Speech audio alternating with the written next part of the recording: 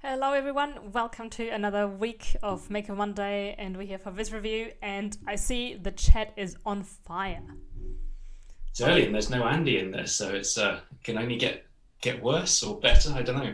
I don't know, but people have already asked whether they're going to see your cat appear in this video. We just talked about your cat. Give us an Not in update. this video. Yeah, no. So he's had to go for his first injection today, so he's going to be grumpy when he gets back. So Oh, I'm guessing not, but I'll try and get him on in the next few weeks. yeah, absolutely. That would be fun to see Smudge, see what he's doing. Yeah, sleeping or eating. That's it.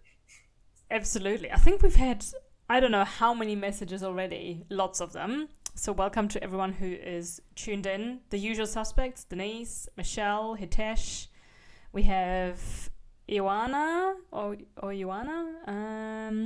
Kimberly King, and I see, I'm Assad, yep, as usual. And I saw a familiar name, someone who is back after a little hiatus, and that is Laura Frere. So great to have you back.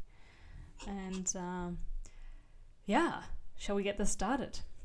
Yeah. So it's an Andy data set this week because he just helped us out because I don't know we were slacking. We hadn't found any for a while, so he was chipping in. So we've got this US debt versus GDP data set. So a nice time series. Yes, I'm going to try and bring that up on the screen just to remind people. So here we are. I actually quite enjoyed looking at that article, and when you look at it, you see that the viz itself is actually a longer infographic rather than Yeah. just that chart. Someone Hitesh. So I've got this silly little wispy thing on my lip because of I don't know if Movember's a national or a global thing, but bad wispy little ginger moustaches everyone has to grow in November. So I was going to ask you, but then I kind of forgot as I started looking at visualizations. yeah, I'm just glad it's a lockdown and really not many people are going to see it. Yeah, It's going as soon as it's the 1st of December. Andy did ask. He's like, "Oh, should I do November?" I'm like, "No." I mean, by all means, donate money, but the moustache thing is it's just a bit different. Nah, just kidding. Okay, so any comments on the original that you want to make? To be honest, it wasn't that bad. So I'm never a huge fan of dual axis charts, but I think when it's really, really clear, so there's like this clear relationship between the two things, and I think they're distinct enough. So in terms of having a bar chart and a line chart to look different enough. So actually, I thought it was all right.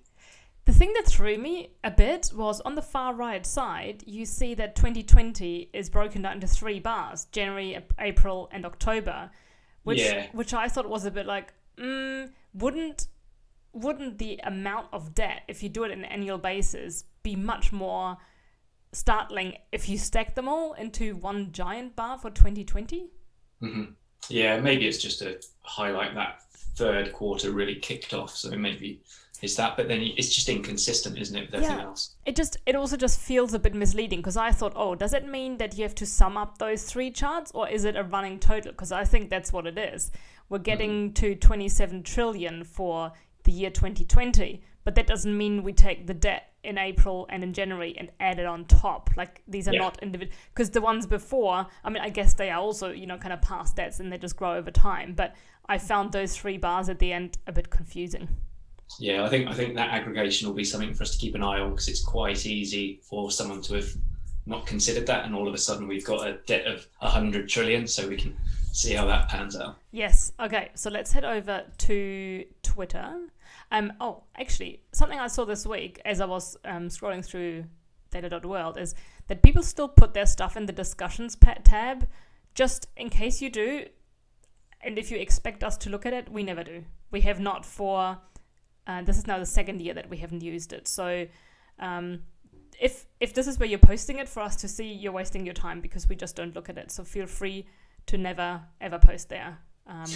Even the thing is that for a while I always posted at the top one post that said, "We don't monitor this, don't worry about it," and people still post. So I'm just gonna, not bother because people don't read the instructions. the first one, and Charlie, so this time we don't have a collection. We're just going to go through the hashtag and see what we come up with, right, in terms of the selection? Yeah, it's my fault for being a bit busy this week. That's okay. So, and there's a lot. I did start doing a list. There's a lot of duplication. So I think it probably works better if we just make a call as we scroll through and say, look, done a few of these, let's skip. And then hopefully we'll get a bit more variety coming along. So shall we start with Masato? Yeah, let's go. Okay. So we've got America's GDP versus total public debt. So nice, simple title with nice, simple use of color there to avoid using a color legend. So that's fine. And we've got GDP like year over year. So you can see how that fluctuates up and down in cycles. And then you've got this sort of dotty lined plot again for debt showing year on year big spikes. And one thing I didn't do this week very well, and one thing I don't do many weeks very well, is explain why. So some of these trends, particularly in the debt, you look at that Q2 2009, that is a real spike, isn't it? And it just begs the question, why is this? So I think if you're going to plot something which reveals a trend, rather than just annotate it as a date point, it's worth digging into doing some extra research to say, oh, this was a recession, or this was a crash of some sort, or whatever it is that drove it, because it's an interesting data point. Definitely. And I also find that can be a challenge sometimes with Makeover Monday, because it means you have to probably go beyond the original article to find that information. I mean, sometimes it's already in there, and that's great. But often it might mean a bit more digging just to get that extra insight. Now, I've noticed something in Tableau today when I built my own biz, that billions can be displayed with a G instead of a B. I don't know if that's in different countries, because I've never seen it actually used. Yeah, it's not something I know, but I can't think when I've last had to plot a trillion. I don't have to plot trillions with work. Millions, yeah, but not trillions. So, I don't know if that's a thing. It's not something I'd ever seen. Yeah. I've just seen it as a default in Tableau. So maybe that's in certain geographies in the world where they use that. Now, Masato, just remember to also put your credentials in there, not just the data source, but also your name and as the author. I think at the bottom where we've got these bar charts, it looks like the axes are on the set. They're on sort of, they need to be synchronized, because at the moment they both close at a similar sort of height. So I think really they should be fixed on the same axis just to be truly comparable. Definitely. I think it's fine. There's a little typo as well. So finance has got an extra N in it, or needs an extra N in it. I think it's fine. Plots, trends. It doesn't make anything jump out for me though. It doesn't make, because the whole point of the data set was, oh, look at this. The debt has now outshot the GDP. Yeah. You can't see that. And even if the axes are synchronized, I think that's going to be fairly difficult to see, because you have to go basically halfway across the page to compare, and you might need a ruler or something. At least a reference line would be good there to show, okay, what's actually going on there. Yeah. Okay. And next we have, so next one is Kelly Tan. Let's bring that up.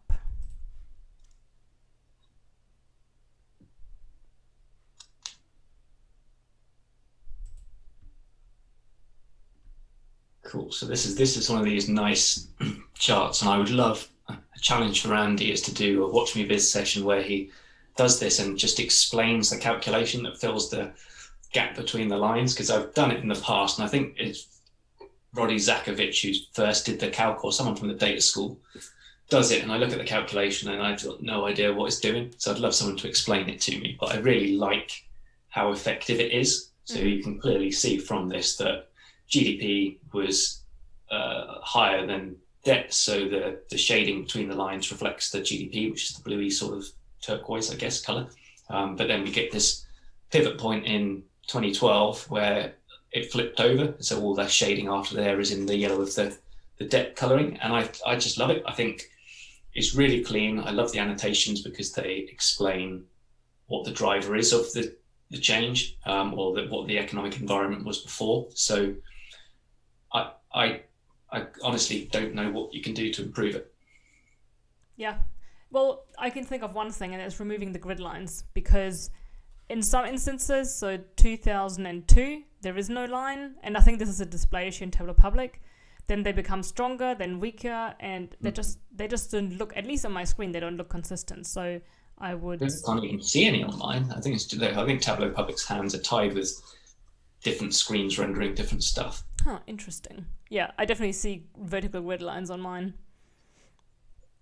But yeah, if it doesn't have them, then definitely I agree. Yeah. Yeah, but it's just very nice, so clean, so crisp, brilliant. Okay. And then we have, so the next one, that's ad spending, so that we can skip that. Which one? Christoph's done basically the same as Kelly. Yeah. It's just, okay, yeah, I see. I think I've just brought up the picture of Christoph's viz, and the one suggestion I would make is the x-axis, it's quite wide, and the real story is really far on the right side of the chart. So it's a bit out of focus, I guess. That, like, everything is happening on the right, and the stuff on the left is basically not annotated, and it doesn't seem that interesting. So maybe there's a way to condense that a bit. Yeah, that's a fair point. Okay. Which one do you want to look at next? Peter's next with the step line.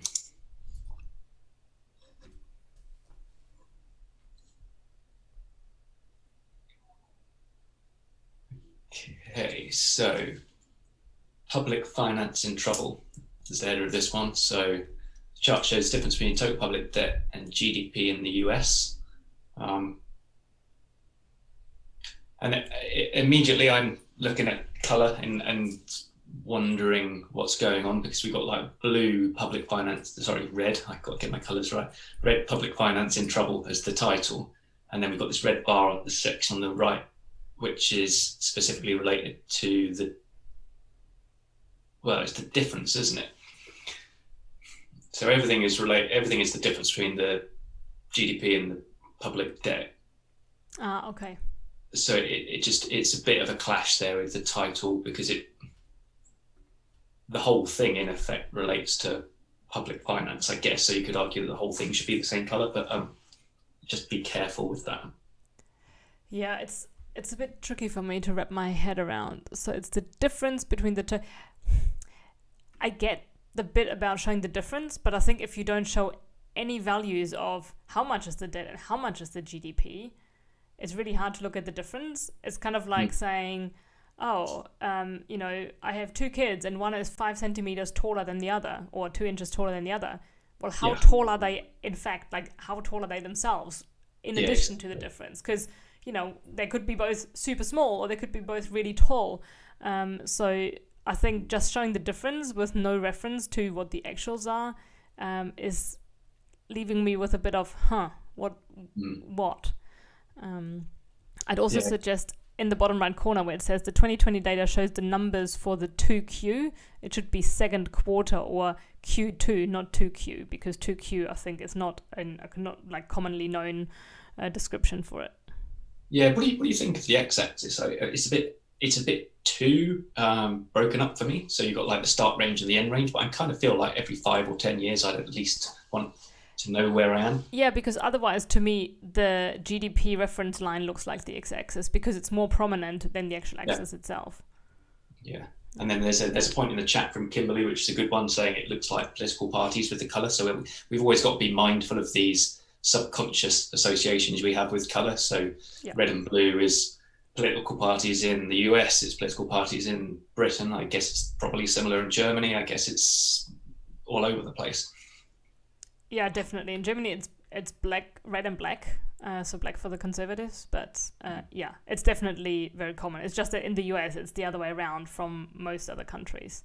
Just to be difficult. Just so, yes. Okay, let's move on. Okay, what about Vivian's viz? Should we look at that? There's some bar charts involved.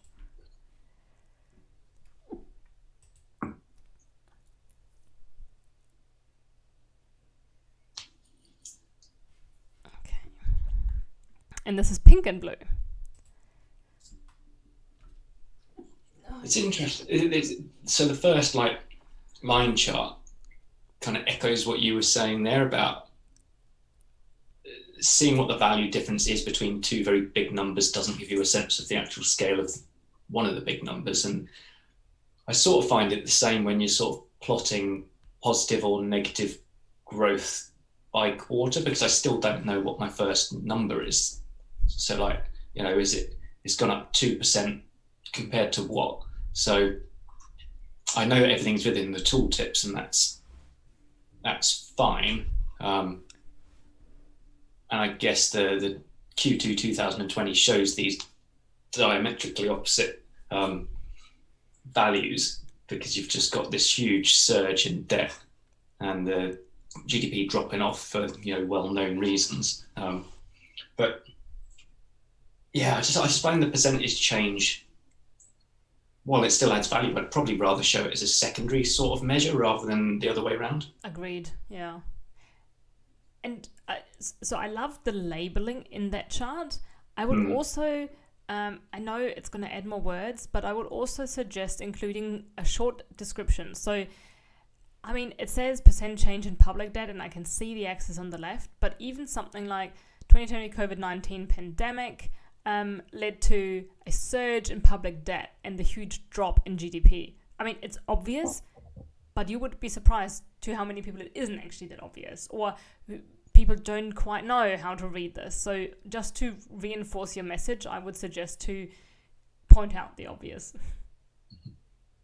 So yeah, the top right chart's really nice and simple, isn't it? So it's that straight depiction of the data, so that's really cool. And then, so Vivian's used T, which is good. I'd probably, even though it says USD as the axis title, I'd probably still want to see a dollar sign in front of the values if I'm being picky, which I am. And then underneath, I kind of like this zoom in bit. So it's sort of like the original, isn't it? Where it had that broke away from the annual view and looked at the pattern within the year. I quite like it sort of zooming in like that. I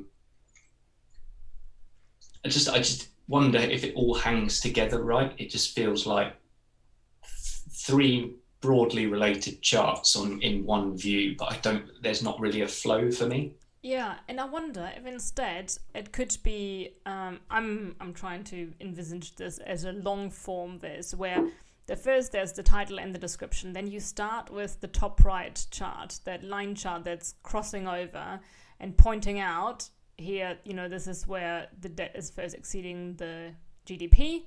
And then you could say, well, actually, this is how things have changed over time.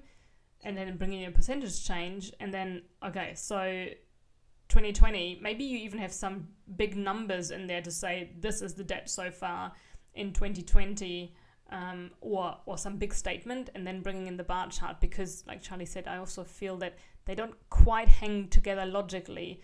But I think everything looks great. I think it's just a story flow kind of topic. Yeah. And on the point of these percentages, I've been reading a few research reports lately, and people, saying, so many percent of respondents. And for me, it's like, how meaningful is that? Because if there were only 10 people responding, like the sample size to me matters so much, but often I don't get that. And I'm very cautious with using percentages when, at least as put them as a secondary measure, I guess, like you suggested, Charlie, so that they are there for reference and people can easily understand percentages, but they also have the extra numbers to help them make sense of it. Yeah. Which viz would you like to look at next? So should we have a look at Preeth? Yes. Okey-dokey. So anyone we skip over, it's nothing personal.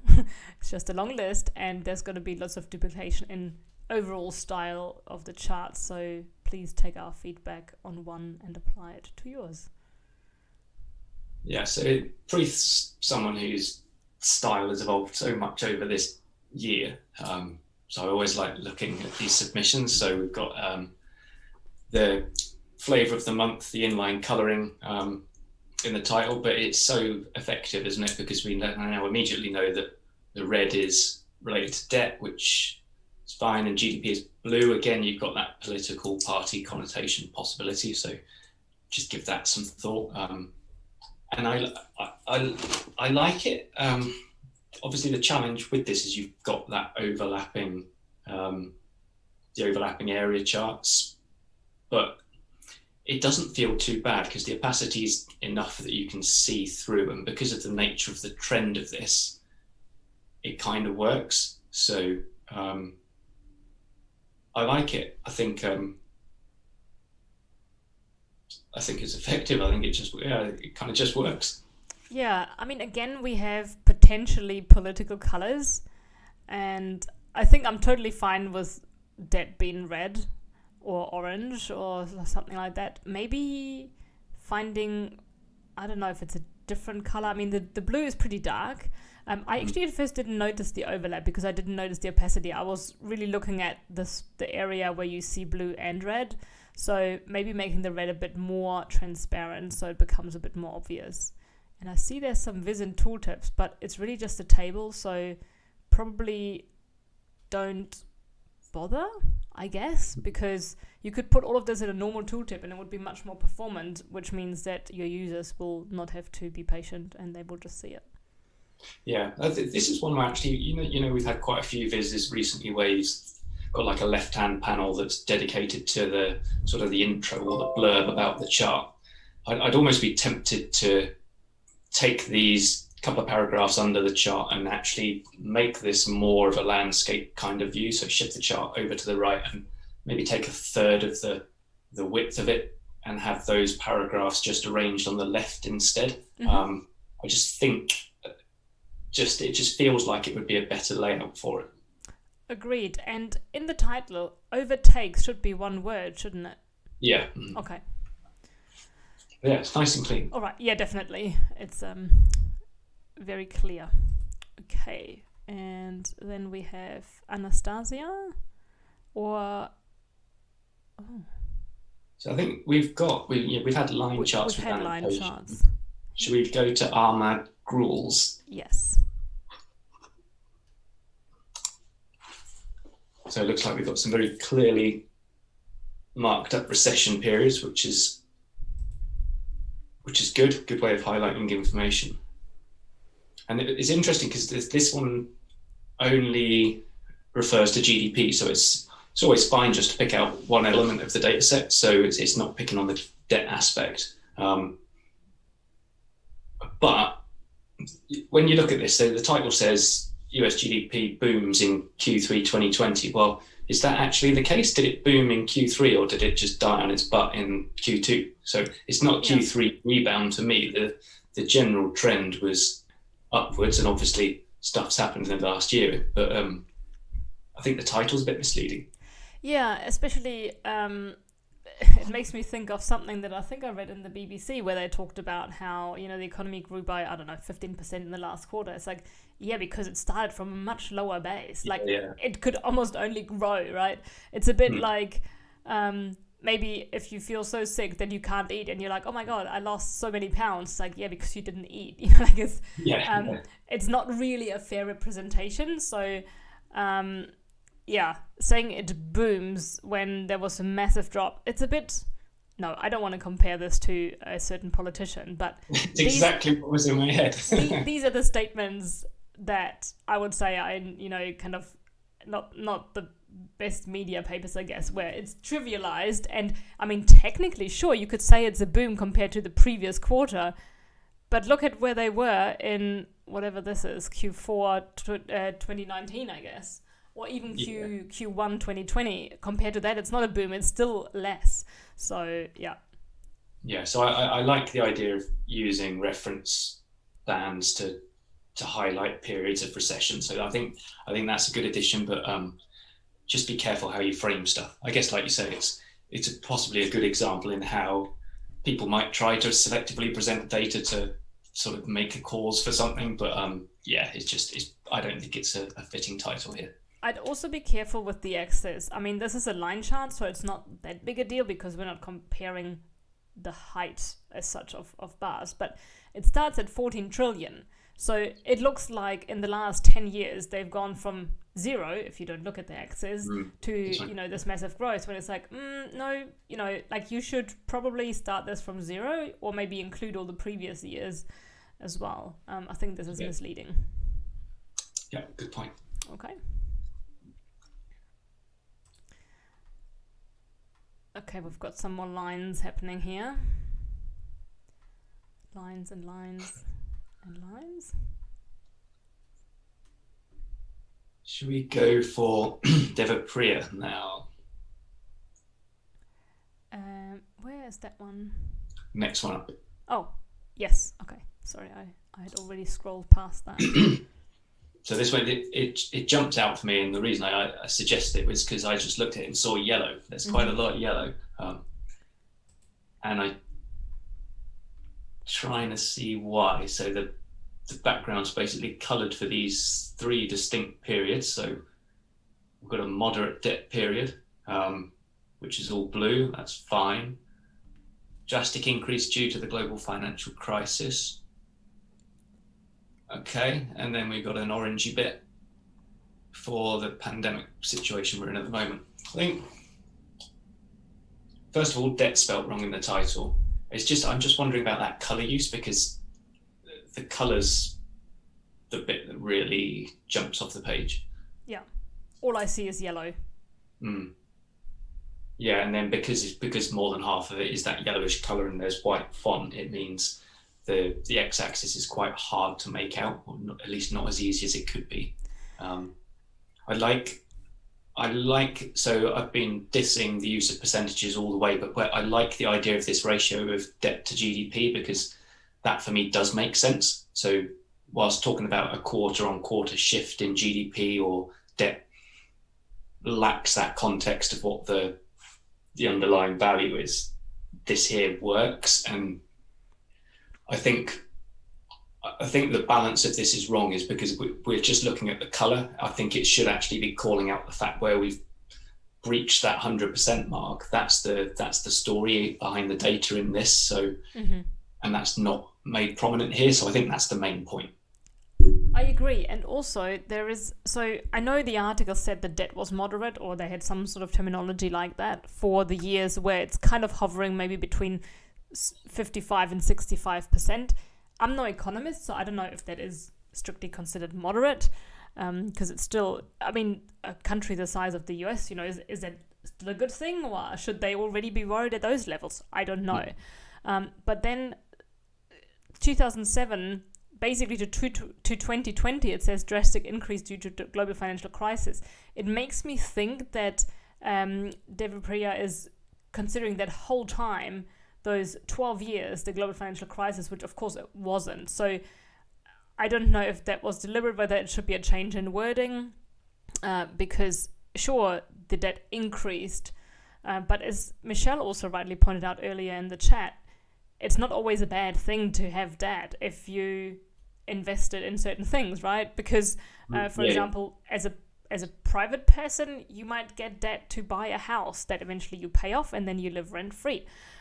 Or as a government, you invest in education so that your people become more educated and have, I guess, can contribute potentially more on aggregate to the economy, because they can have more highly skilled jobs, there can be more innovation and all of that. So I guess that isn't always bad. So just looking at, it's increased and that's bad, I think skews the picture a bit, also because we don't look at GDP here.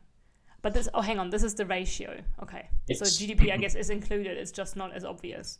Yeah. All right. Okay. I think that's good. Alrighty. So we've got a few more lines. What about the downward slope from Sahil? The dual axis. Yeah, that's different. Yeah. Yeah, we had a few of these last week, I think. So there's some, I don't know if it's just the way data's presented in some countries, but there's quite a few things to talk about here. This is good. Okay, so USA in debt. So, but it says USA, us in debt.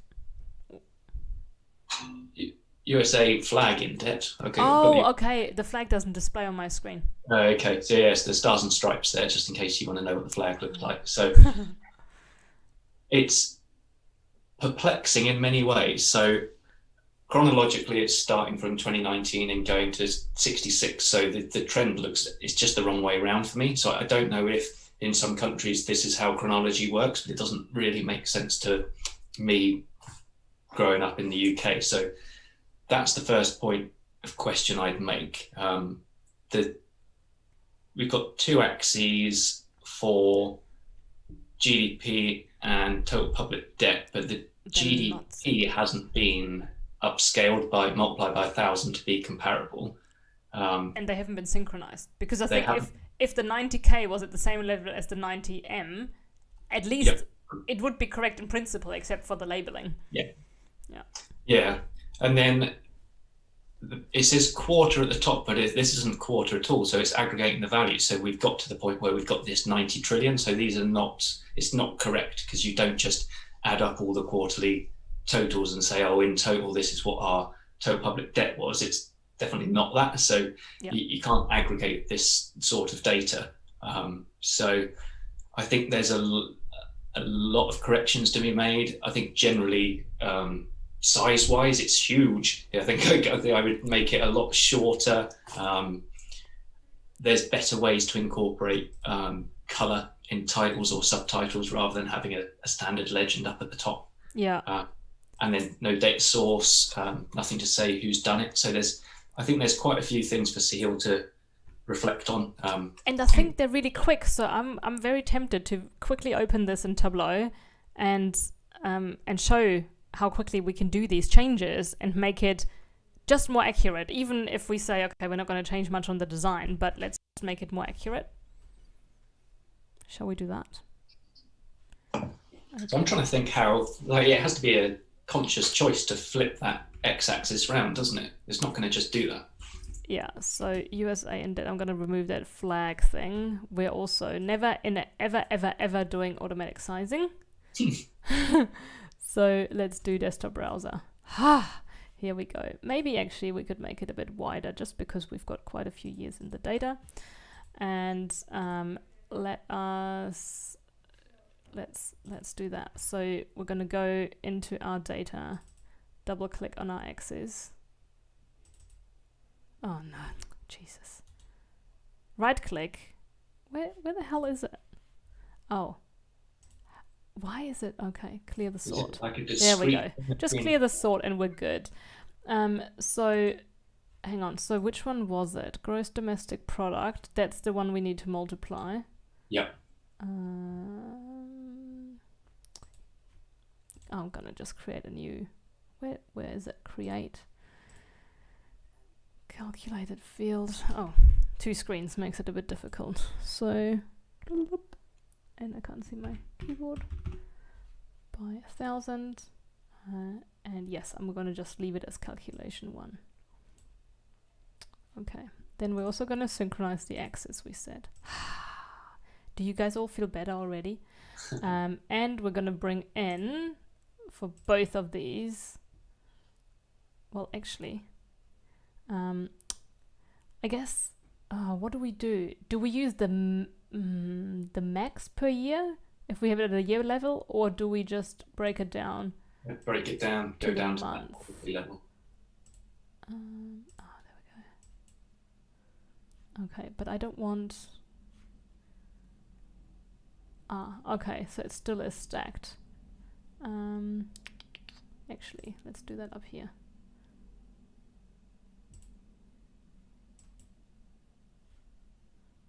Oh, do we have... Oh yeah, of course we have 4 quarters. Silly me. What do I want? What if we do an area instead? No. I thought this was going to be way quicker, but let's just squeeze it all together. And then we're going to tidy up these grid lines by getting rid of them forever. Why is there... okay. So we're going to get rid of those as well. I wish I could have this like as a complete default setting in, I'm gonna get rid of that header for the months because like this is just a little bit of what shall we call it? A little bit of illustration. What else did we need to do?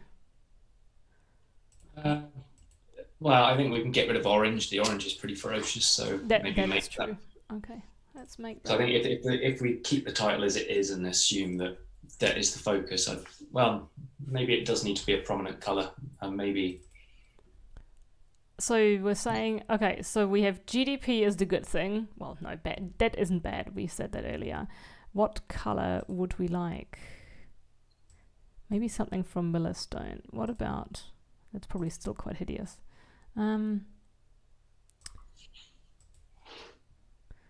That, and then maybe I'll make the blue maybe dark. Oh, that's not so good. No, that's also not so good. Anyway, I don't want to spend too much time on this, but we are getting a bit closer. We can also get rid of the second axis. There's obviously all these year labels, so you could tidy it up more, but we should definitely, address some of these shortcomings, and having the time axis left to right, I think will be good. Yeah. And Michelle says get rid of that. I think that's what she meant. I mean, I guess I could also, of course, get just rid of the header for the years. I mean, the years I kind of want, but anyway, there's too much tinkering now. But you know what I mean. Okay, let's go back to our list. Excuse me. Which one do you want to check out next? Okay, so we've got line with stuff. Shall we look at? Oh, let's go to. I get the name wrong every week. Gorazd. So we've got the blue and red bars. I noticed that one as well. I'm like, oh yeah, let's check it out. So sometimes fizzes jump out because they look bright orange, and maybe that's not a good thing. Like this one jumped out because I just thought it looked quite well organized. Mm-hmm. Though having opened it up, there's quite a sort of jumble of text at the top. Jumble's not a very nice word, but it's all in a few different places, and then like America's debt difference between US total public debt and GDP is it's just a bit of a strange position to put it, and it's a strange size. So I'd recommend actually having America's debt just along that top line, and then the subtitle underneath it, just in a more conventional sort of way of laying out. Maybe what he could do is have America's the way it is, and then debt increased in size, so it fills up the same size as America's, because the focus is on that, and then, like you say, put the subtitle below. So then we've got, in the last 50 years, all recessions happened during Republican presidents, so it should probably be Republican presidencies. So all the way until the global financial crisis, debt was lower than GDP, which is cool, good fact. And then again, I like and appreciate the effort of Adam investigating stuff, researching it and annotating points, because it is useful and it's better than lazy people like me. And then he's added in specifically like a little drill down into Mr. Trump's spelling charge, and we won't comment too much on that, but it's nice again to focus attention onto a subset of the data. Yeah, and what I like is just that there's so much annotation. There's been obviously a lot of thought put into this. I think it needs more space. Everything is quite close together, so just stretch it vertically so that there's a bit of space between the text at the top and the stuff at the bottom, and just spacing it out more I think will do wonders. And the arrow, what I would suggest there is just to make it a bit thinner, the line, because it's very heavy black, and to me it's as big a focus as the title. Or maybe even making it a bit of a lighter color, like a grey or something. To be honest, I might actually do away with that drilled in bit, because it is quite busy. So I'd look to ways to reduce that, because we can drill into the data and how he's handled things. I'm sure people in the chat have got their views on stuff. It's been a difficult situation and he hasn't done things particularly well, but I don't think necessarily focusing just on that period is too critical, and it could declutter things. So I'd probably strip that out. I think personal preference is that the x-axis drops to the bottom for me. I just think it feels a bit more conventional, and it might help free up a little bit of space in that top section if you just use that to be a little bit of white space. But generally, I like the font, everything like that. The color obviously is relevant now, so it's useful. Yeah, and what I'm wondering, okay, so the x-axis is the level of, well, I guess it's GDP. Oh, this is the difference, between the debt and the GDP. So at the very least, I would put a minus in front of the in front of the negative values. Good point. Yeah. Okay. So there's a couple of questions. Actually, Denise said she wants Tableau to give us a place to set preferences, and you can at the workbook level, but I'm sure you know that already. So let me just quickly point it out. If you go into Format, Workbook, you can set things like, I never want grid lines in any of my charts. You can switch them off. But you cannot do this for all the future stuff. This is only for each individual workbook. But that's maybe giving you one small thing. And then there was a question.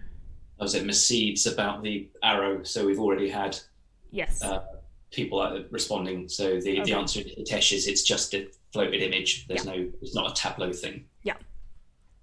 But eventually maybe it becomes, there will be more formatting options. My dream would be that in Tableau, I can format things like I can in PowerPoint. That would be amazing. The question actually is about the arrows for the annotations. So they're just an innate part of annotating marks and points, aren't they? You can choose to add an arrow or not add an arrow. So it's just, if you annotate a mark or point, it's one of the options you've got. Yeah. Okay. On to the next one. Well, we've got a very first Makeover Monday. It's the next one. Oh yes, let's have a look at a girl coding. And who is that? Claudia. Excellent. Claudia. Welcome to Makeover Monday. Oh, and she's got a sad little piggy bank. So there's the calculation trip, which was a bit of a stumbling block this week. So the GDP hasn't been ramped up, so multiplied by 1,000 to align to the debt values. So easy mistake to make. So that's something that needs correcting. And the second error is that aggregation piece. So we're getting up towards that 100 trillion mark of GDP, which isn't accurate. It's because all those quarters have been added together. So just be very mindful of how you aggregate data. Yeah, a suggestion I want to make, something that helps me, is the first thing I do is recreate the original, at least very basically. So if we look at, let me just quickly jump out of that. So if we look at the chart in the original, like there's going to be some numbers in there, and there's going to be some numbers in the text that say this is what it was in Q3 2020. So I'll just quickly jump into that. And so in the image we know, debt in 2020, like the very most recent point, is about 27 trillion. So if you go into Tableau and you just pick out, let's pick a quarter, should have just filtered, but let's just only keep 2020, and we can maybe drill down into the quarters, and let's say we're just going to put the public debt in there. I'm like, here's 26.5. That's probably the number they used. So that way I know whatever I build, like this is how I can tie it back. So either you rebuild the original, like maybe build that line chart and bar chart, or just put it in a table so that you know these are the numbers I need to hit. Because most of the time, I think with these aggregations, it's just a matter of not drilling down into the quarter, because this debt is not, this is a running total. So in the first quarter, they had 23 trillion and then another 3 trillion came on top of it. It's not another 26 trillion came on top of it. So it's typically a matter of just drilling down and seeing, oh, I need to make sure I don't double count things.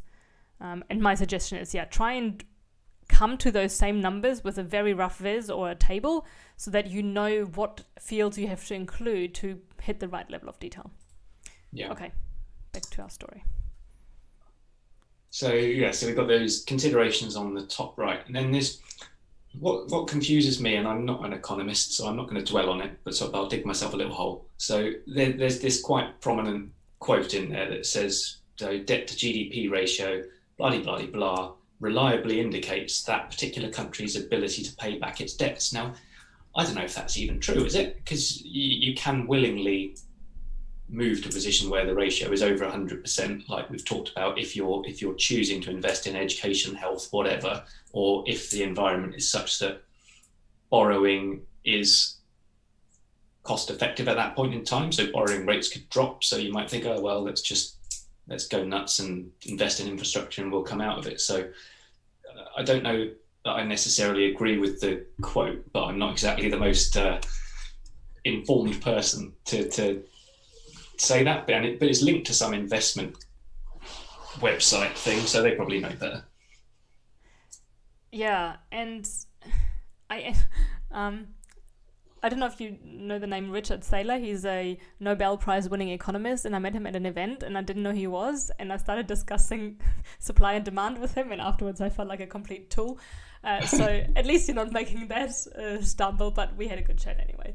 But I also agree. Like, I think in our mind, we're like, well, as long as there's more GDP than debt, we should be okay. Like, very simply speaking.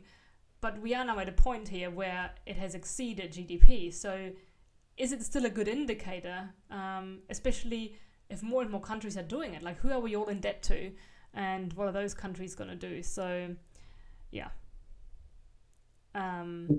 And my final observation on this one is this section on the right. I can't really tell what it is. So it's saying, all right, here's a period of time and the recession that it was sort of labelled as. So Iranian Revolution, Great Recession, COVID recession. And then it's like, what are these little lines? It's like a bar chart that doesn't start. It feels like those would be better placed as annotations within a main chart rather than as a not charty chart at the bottom. Yeah, and for Claudia, in case you don't know, actually, let me go back to my little Tableau spreadsheet. Here's Tableau worksheet. So actually, let's go back to that. If you're like, okay, I want to annotate July 1994, you right click, you hit annotate, mark, and then you type in whatever you want. Let's just leave that. And you get this really nice little annotation that is connected to that data point. And then you can format it by, writing whatever you want in it, and also right-clicking. You can format, and that is where you can, format what your line looks like. You can make an arrow at the end or a dot. Let's put a dot. So it's going to be a little dot at the end. And that's a really good way to get all those really interesting years or quarters to give them a bit of a story. Mm-hmm. Okay.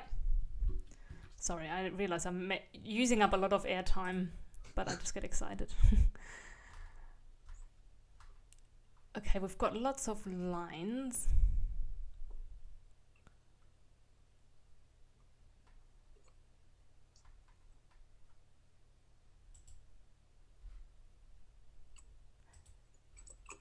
So Julia Büchting, she's created a pro and con of a high debt to GDP ratio. Do we want to look at that for a bit of education? Yeah, let's do it. Let's teach ourselves stuff. Yeah.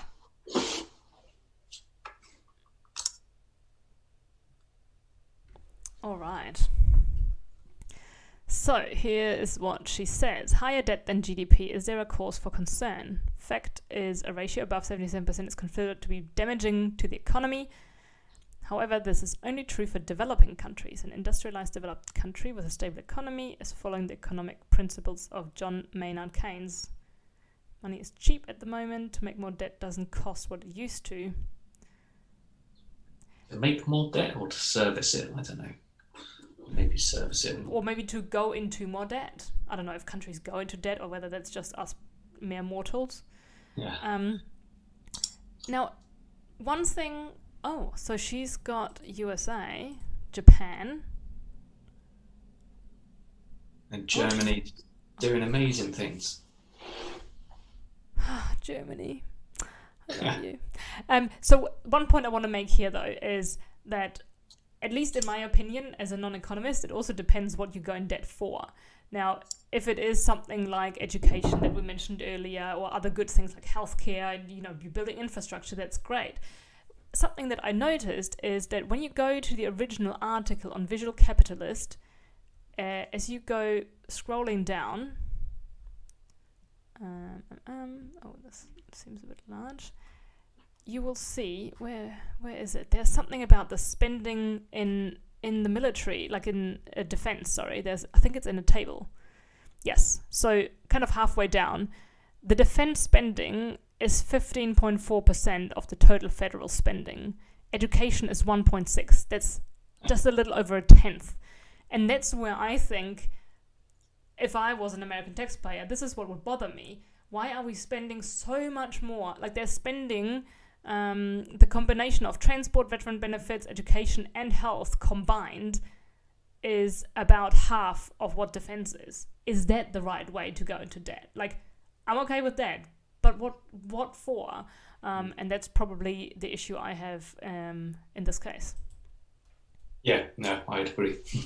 But I love that Julia has pulled the data from the other countries. I mean, it's just a reference line, so it's quite easy to do, because with the parameter you just have the different constant reference lines. But I guess it can be a bit misleading then, because it means that the blue line is still referring to the US. So if this was Germany, the GDP would also, I mean, it would look different, and the blue line should still be above because it is higher than the debt. But yeah. Yeah, that's the thing that's not super clear, is it? So yeah, the reference line is the only thing that relates to the parameter, whereas the actual data is just the US, and I don't think that's clear enough. So that's, I know there's this tiny little legend in the bottom corner that says blue is USA, but it's like really buried down, so I'd definitely make that more prominent. And maybe even a matter of moving the label USA to the start of that blue line, because people would look at that line and see that. So yeah. Yeah. But yeah, it's a nice different take on it, isn't it? Yeah, absolutely. Okay, let's see what else. We've got more bar charts. I'm trying to see if there's any other types of charts. Oh, Agatha always makes such cool visits. Well, let's look at Agatha's good stuff. It's always good to comment on some good bits.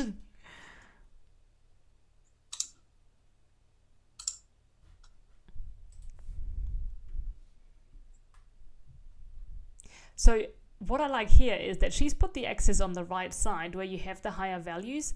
And what that also means, because we previously had a viz, I don't know if it was Christoph, I think, where I commented that the interesting points that are annotated are so far to the right.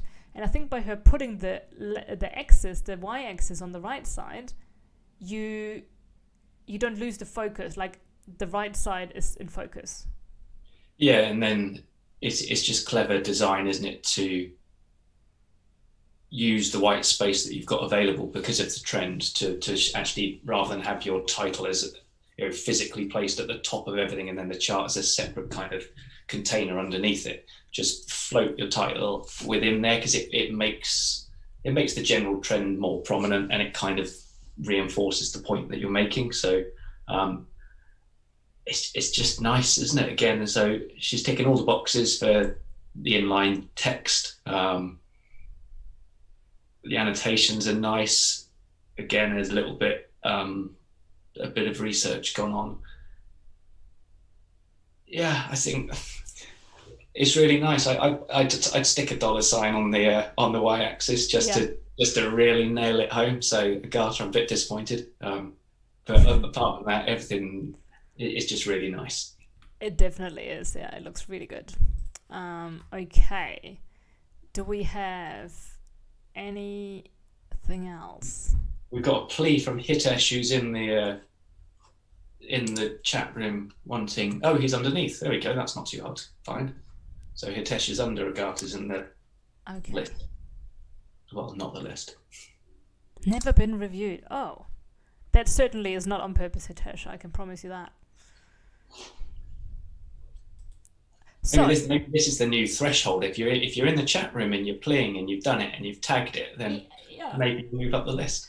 And Hitesh, you know what I would suggest? Why don't you type 2 things into the chat that you would change on your chart now that we've talked about the other ones, because we've obviously reviewed line charts. So now that you look at it with fresh eyes, what would you change? Nice. Let's make this a bit participatory. Is it dark where you are, Charlie? Oh yeah.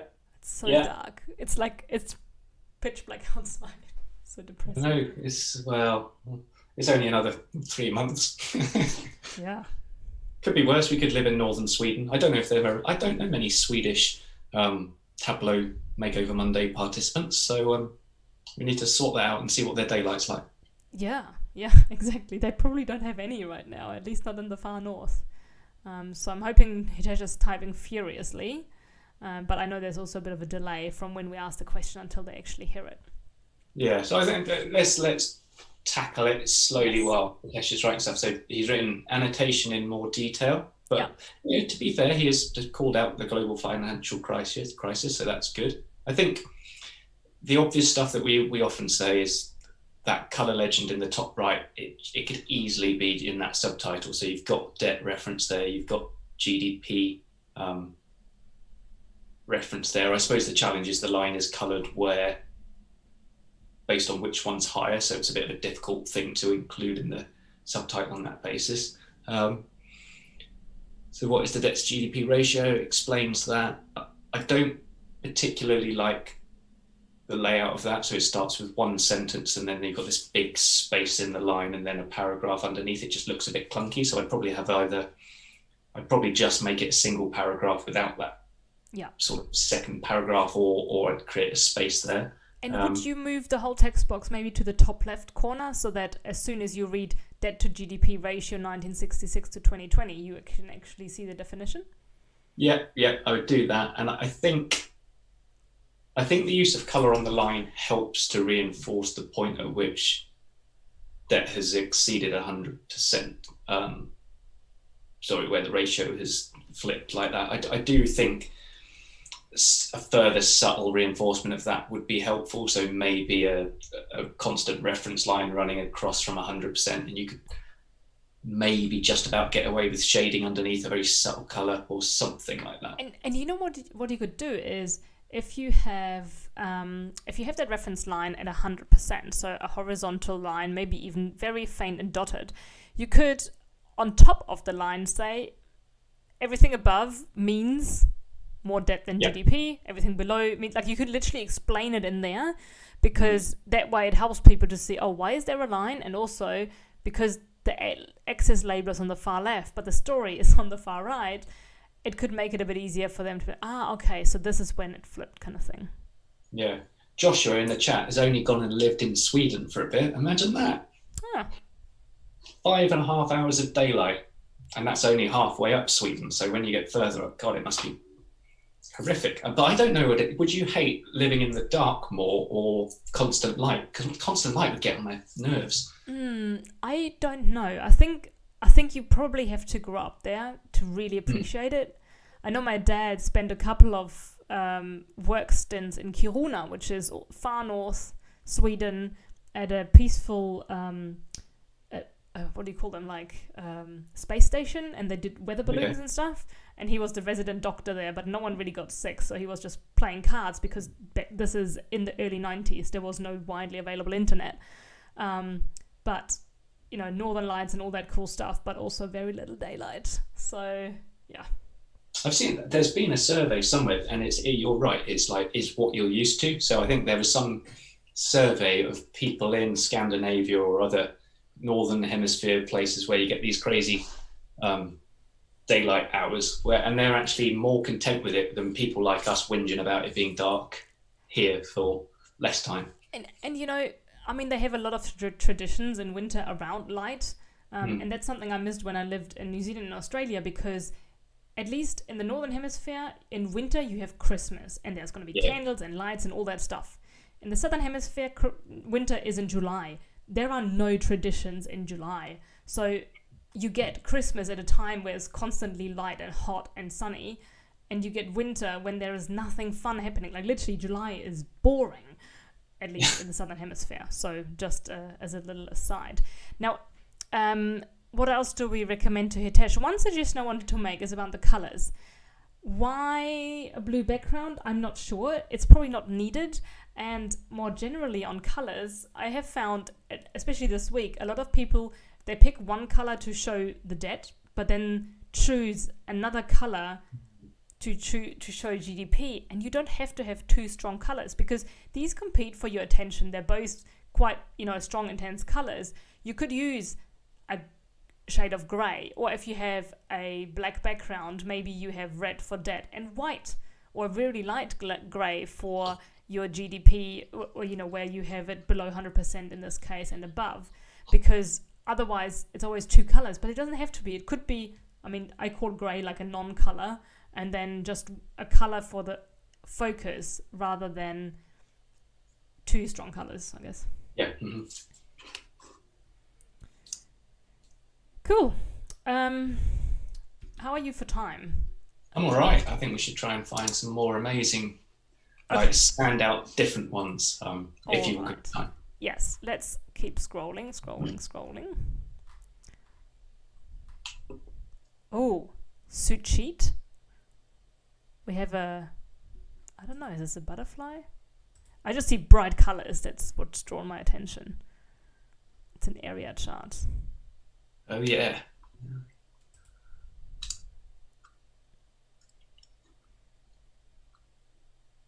So US debt outpaces GDP. Total public debt and GDP in trillion of dollars. So in trillions of dollars would be cool. Mm-hmm.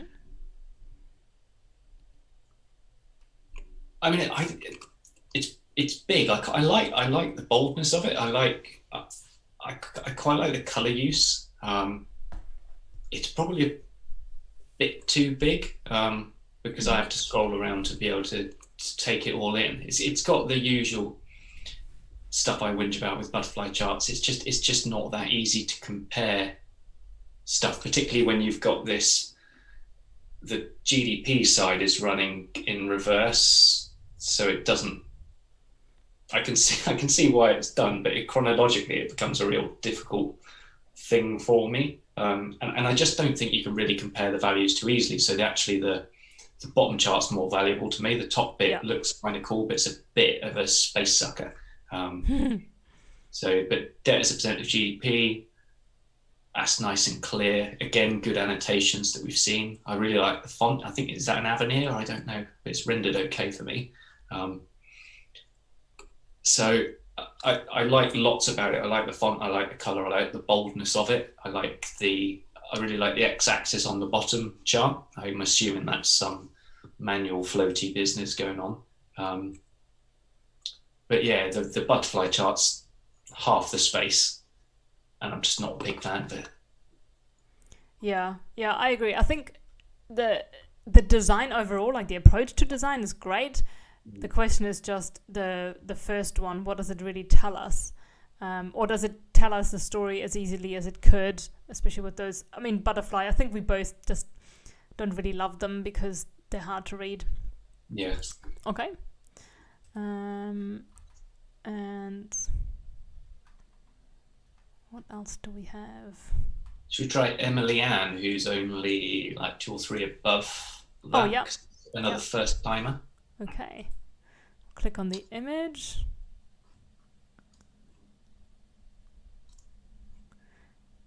Okay, so is a debt deficit America's new normal? Good question. So what we often say is, if you're going to ask a question, make sure you answer it somewhere in the body of the viz or the dashboard. So yeah. I don't know that the question's necessarily answered, but it is a good question to ask. So a little summary of what a debt deficit is, and then again some good research going into explaining some prior trends and some bailouts from the global financial crisis, which is cool. Color use is really nice. Again, I quite like it.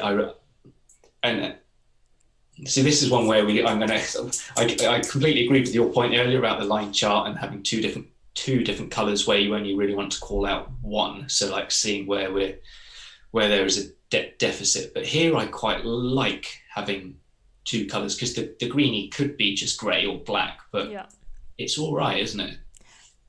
I think so, yeah. I mean, I think in the overall design it works, and also maybe because the green is a bit lighter, I would probably tinker with different options of what could this look like. But at least with the green, it doesn't look political.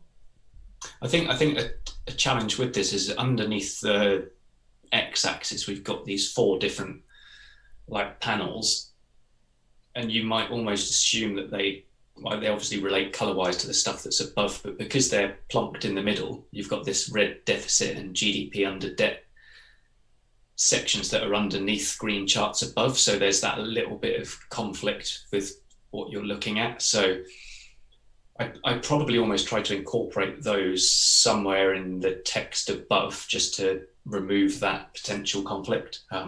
But chart-wise, I quite like it, to be honest. It's nice. Yeah, I agree. It's good work.